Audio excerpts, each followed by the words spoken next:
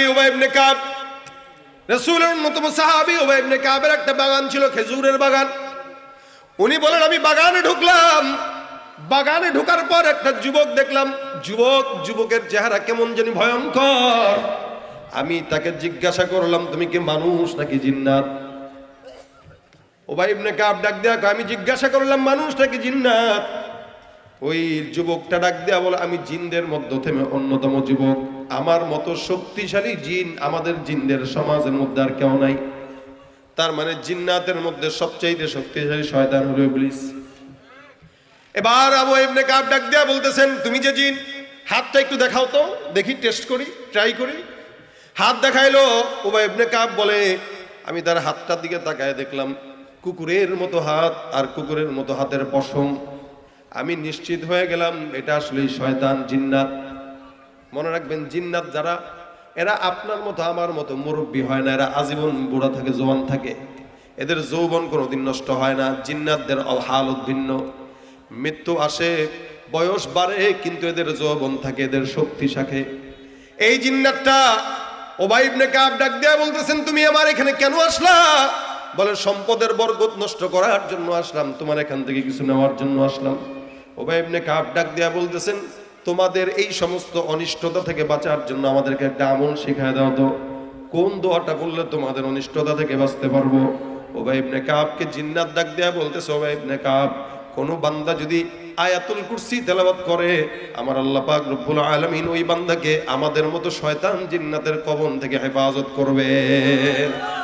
দেখেন, এটা কিন্তু একদম অথেন্টিক জায়গার তথ্য। কে মানে যার থেকে মুক্তি পাওয়ার জন্য আপনি চেষ্টা করেন, সে শিখাইতেছে। আমি জানি আমার দুর্বলতা কোন জায়গায়, আপনি জানেন আপনার দুর্বলতা কোন জায়গায়। আর আপনি যদি শত্রুকে বলে দেন, তার মানে শত্রুকে আপনি সুযোগ করে দিলেন। আর আপনি যখন বলবেন, আমি যখন বলবো ভাই আমি এই জায়গাটায় দুর্বল, ও ওই জায়গাটায় দুর্বল, তখন বুঝতে হবে এই যেটা বলছে এটাই বাস্তব, এটাই সত্য। তো শয়তান নিজে বলতেছে, জিন্নাত নিজে বলছে যে ভাই তোমরা যদি আমাদের কাছ থেকে বাঁচতে চাও, আয়াতুল কুরসি বড়, আয়াতুল কুরসি তেলাওয়াত করবা, আল্লাহ পাক আমাদের থেকে হেফাজত করে দিবে।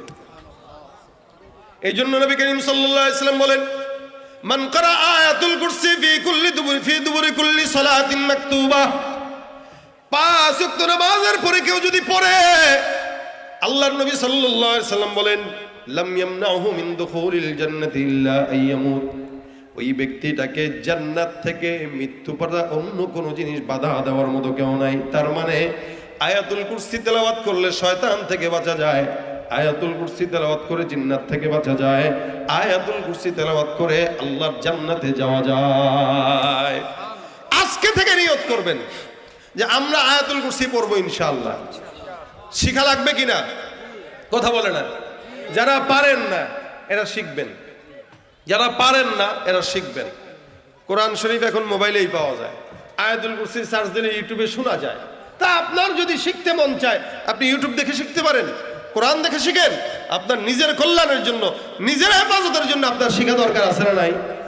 5 ওয়াক্ত নামাজের পরে পড়তে আর কতক্ষণ লাগবে? আয়াতুল কুরসি পড়তে 1টা মিনিটই লাগবে, এর বেশি কি লাগে? অল্প সময়, ধরলাম 2 মিনিট। তা 2-3 মিনিটের মাথায় আপনি যদি আয়াতুল কুরসি তেলাওয়াত করেন, তে ইনশাআল্লাহ আল্লাহ পাক আপনার আমার হায়াতেও বরকত দিবে, রিজিকেও বরকত দিবে, যার মালেও বরকত দিবে, এমনকি মৃত্যুর সাথে সাথে জান্নাত দান করে দিবে। কারা কারা যারা পারি, কারা কারা পড়বো হাতটা তুলি। 5 ওয়াক্ত নামাজের পরে আয়াতুল কুরসি পড়বো। আল্লাহ কবুল করো, জোরে বলেন আমিন। আল্লাহ কবুল করো, জোরে বলেন আমিন। আল্লাহ আমাদেরকে শিখায় দাও, জোরে বলেন আমিন। শয়তানের হেফাজত, শয়তানের পক্ষ থেকে, শয়তানের কালো হাত থেকে হেফাজত করো, জোরে বলেন আমিন। অনেক সময় এখন বর্তমান সময়ে জিন্নাতের আস্ফালন বাড়ছে, অনেক মানুষকে অ্যাটাক করতেছে। আমাদের কাছে অনেক মানুষ ফোন দেয়, ভাই জিন্নাতের এই সমস্যা, ওই সমস্যা, ওই সমস্যা। বাস, আপনার জিন্নাতের সমস্যা যদি হয়েই যায় তো পরের হিসাব, কিন্তু হওয়ার আগে অন্তত পড়েন, ইনশাল্লাহ হবে না। শোয়ার আগে অন্তত পড়েন, সকালবেলা একবার অন্তত পড়েন। 5 ওয়াক্ত নামাজের পরে না পারলেন সকালে আর রাত্রে পড়েন, ইনশাআল্লাহ আল্লাহ পাক তো হেফাজত করবে। এই জন্য ভাই এক একটা প্রোগ্রাম থেকে এক একটা জিনিস নিব, এটা আমাদের মাহফিলের মূল কামিয়াবি। এক একটা মাহফিল থেকে এক একটা জিনিস নেব, এটা মূল কামিয়াবি। আল্লাহ পাক যেন আমাদেরকে আজকের মাহফিল থেকে এই জিনিসটার আজমত বাসা পর্যন্ত নেওয়ার